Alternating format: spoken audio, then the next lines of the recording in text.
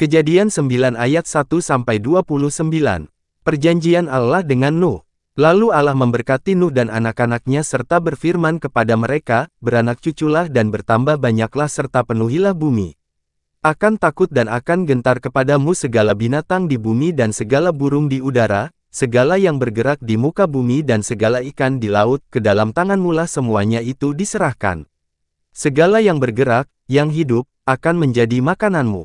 Aku telah memberikan semuanya itu kepadamu seperti juga tumbuh-tumbuhan hijau. Hanya daging yang masih ada nyawanya, yakni darahnya, janganlah kamu makan. Tetapi mengenai darah kamu, yakni nyawa kamu, aku akan menuntut balasnya, dari segala binatang aku akan menuntutnya, dan dari setiap manusia aku akan menuntut nyawa sesama manusia. Siapa yang menumpahkan darah manusia, darahnya akan tertumpah oleh manusia, sebab Allah membuat manusia itu menurut gambarnya sendiri.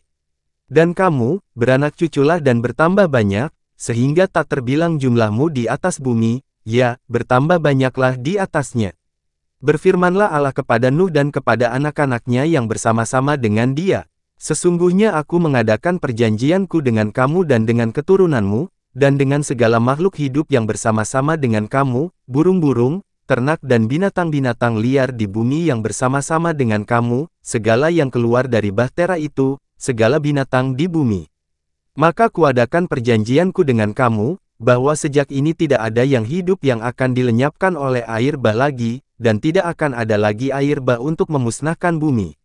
Dan Allah berfirman, inilah tanda perjanjian yang kuadakan antara aku dan kamu serta segala makhluk yang hidup, yang bersama-sama dengan kamu, turun-temurun, untuk selama-lamanya. Busurku kutaruh di awan, supaya itu menjadi tanda perjanjian antara aku dan bumi.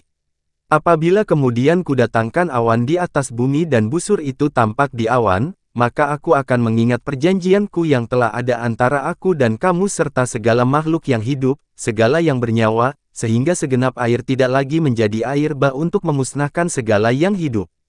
Jika busur itu ada di awan, maka aku akan melihatnya, sehingga aku mengingat perjanjianku yang kekal antara Allah dan segala makhluk yang hidup, segala makhluk yang ada di bumi. Berfirmanlah Allah kepada Nuh, inilah tanda perjanjian yang kuadakan antara aku dan segala makhluk yang ada di bumi.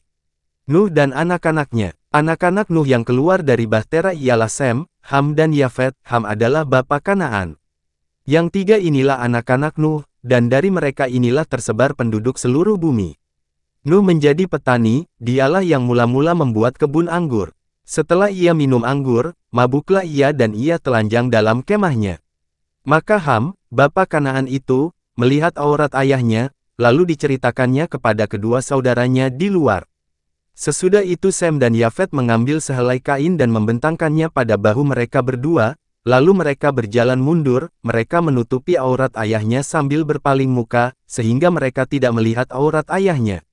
Setelah Nuh sadar dari mabuknya dan mendengar apa yang dilakukan anak bungsunya kepadanya, berkatalah ia, terkutuklah Kanaan, hendaklah ia menjadi hamba yang paling hina bagi saudara-saudaranya. Lagi katanya, terpujilah Tuhan, Allah Sem, tetapi hendaklah Kanaan menjadi hamba baginya. Allah meluaskan kiranya tempat kediaman Yafet, dan hendaklah ia tinggal dalam kemah-kemah Sem, tetapi hendaklah Kanaan menjadi hamba baginya. Nuh masih hidup 350 tahun sesudah air bah. Jadi Nuh mencapai umur 950 tahun, lalu ia mati.